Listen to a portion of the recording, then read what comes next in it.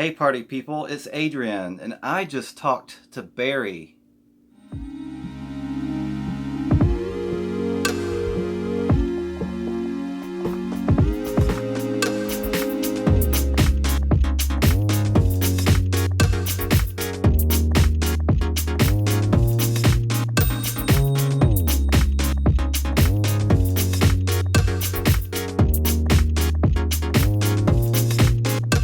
So Barry is a lawyer friend of mine that I made back when I was working as a lawyer. I was talking to him on the phone about our plans that night.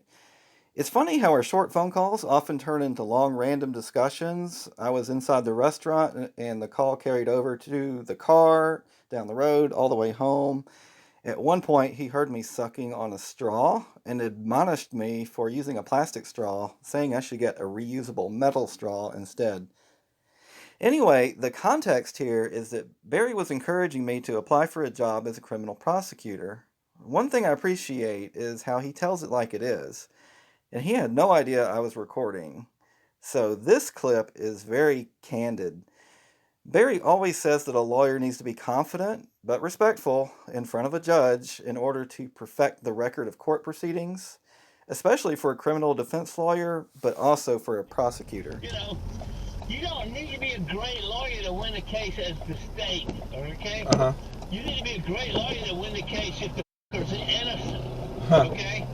If the person's guilty, then you should be able to win the damn case just by presenting the facts, okay? Because the jurors want to convict going in there. They want to do justice.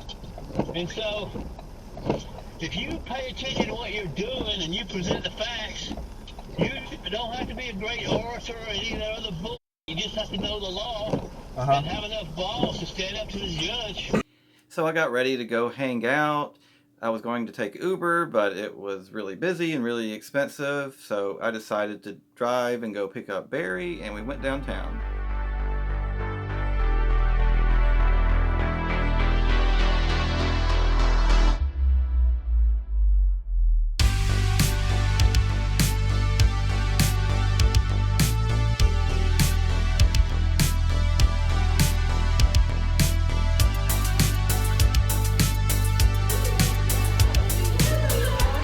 So Barry and I were sitting outside enjoying our beverages, and this lady came up and basically asked for money.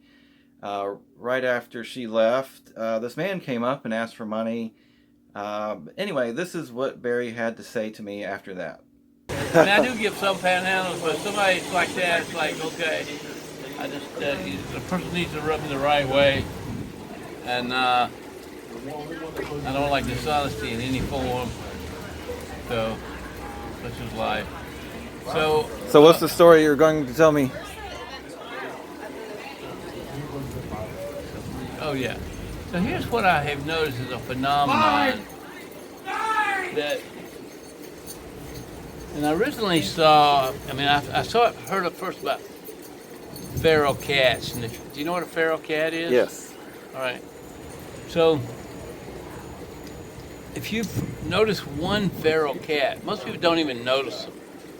You'll start seeing them everywhere. And same thing with homeless people. And I'm saying when Athens is so small and the homeless people are just out here, it's that way. But like in places like New York, the people don't really focus. And I remember seeing a story on YouTube where this woman, hell, I don't even remember which one was which. One of them was walking down the street and walked right by either her father or the father walked by the daughter. And I don't remember how it all hooked up. But once you recognize that these are human beings, or with regard to the feral cats, these are living, breathing creatures, you'll just see them and you'll wonder. Every time I see a cat outside now, I wonder, does it have a home? So it's just things. I do give away sleeping bags to people when you see people out and don't have one. Most people do actually have one that are out. But this weather caused by climate change. We don't really have 4 seasons anymore. I mean, it can be freezing cold in the summertime nowadays. It usually hasn't gotten that far yet. but I've seen firsthand just how extreme the weather is, and all of this is caused by stuff we do, and these developing countries are just going hog wild with waste, and they'll never follow our lead until we become a leader in this area, and we're not.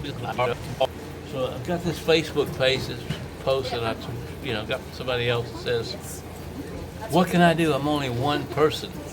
Said 7 billion people, and unfortunately, that's almost true. There are maybe 250,000 of us out here trying to do stuff, but the rest of the 7 billion aren't doing it. And that's true. And one of the signs I want to get when I go out and do the Fridays for Future climate strike is a sign that says, "Why do I care more about your grandchildren than you do?" So as you can see in this picture, Barry is concerned about climate change, and many conversations with him turn towards environmental issues and why he is a vegan and why I should stop using plastic straws.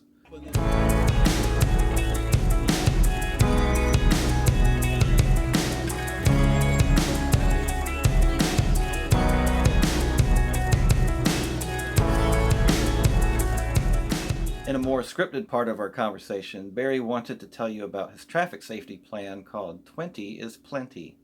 Yeah, were you going to tell me about 20 is Plenty? 20 is Plenty is a program I've started because I realized when I looked at the pedestrian-friendly cities of Europe, like in Sweden and Amsterdam. Is Amsterdam a state, a country, or a city? I can't even remember. And I look at Millage Avenue, and people fly down Millage Avenue. The speed limit is 35, which is actually 5 miles faster than it is over at Pilgrim's, an industrial area where they kill, they slaughter chickens in a horrible fashion. But we won't get into that. So people go 50 on Millage. People can drive on Millage. They can drive 44 miles an hour without even violating the law, essentially, because they have to be going 10 miles an hour over to get a ticket. And there's not any cops out there stopping people at 45, so I can't actually drive 50 or 60. And here's what happens. And the way I figured this out didn't have anything to do with Amsterdam, but let me ask you this, Mr. Interviewer. Do you have any idea what the speed limit is in places like Amsterdam, in areas that are pedestrian friendly? I may have seen something about it. It could be like 20 kilometers an hour. 30 kilometers 30 kilometers, which is maybe 20 to 25. 18.67 miles per hour. Okay. So I came up with this idea that if we set it for 20, then people could drive 29 miles an hour and still be legal. But if a car driving 20 or 29 hit somebody, and I've been hit by cars a number of times, once on a bicycle, once when I was just walking down the sidewalk on Millage Avenue, maybe they would live through it. I mean, it's just ridiculous how things are.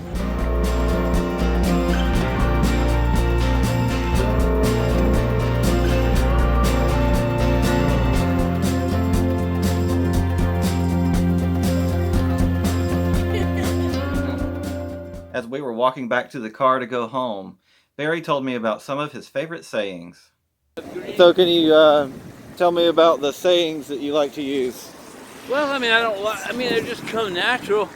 For instance, when something seems obvious, I typically say, it's Mount Everest, that's Mount Everest for you, why they did that.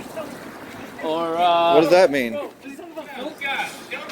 Well, why do people climb Mount Everest? Because it's there. Well, why do cops kill people? Oh. Because they can. I mean, everything ties back. Anything that happens, Mount Everest is responsible. And now people are dying because there's not enough oxygen on Mount Everest. And so many people are climbing it. I forget, they're in 2 countries. One of them sends anybody and their brother up. The rest of them, the other one limits the number of people. but there's only so much oxygen up there, and nobody goes up by themselves. They take a, I forget what they're called, but like a carrier to help them. So that's every time one person breathes, it's two people breathing. Another one is too much sugar for a dime. So what does that mean? My assumption is, an assumption I've had since I was a child, is that you can have too much of a good thing when you could go into a candy store and buy a big bag of candy, sweets, you know, gobs of sugar for a dime. You would eat it probably immediately, and then you would be sick. And there you go, there you have it. As you can probably tell, Barry likes to challenge my thinking. We often disagree, but you know what? He's always there when I need someone. Anyway, thanks for coming. Come back soon and have a good one.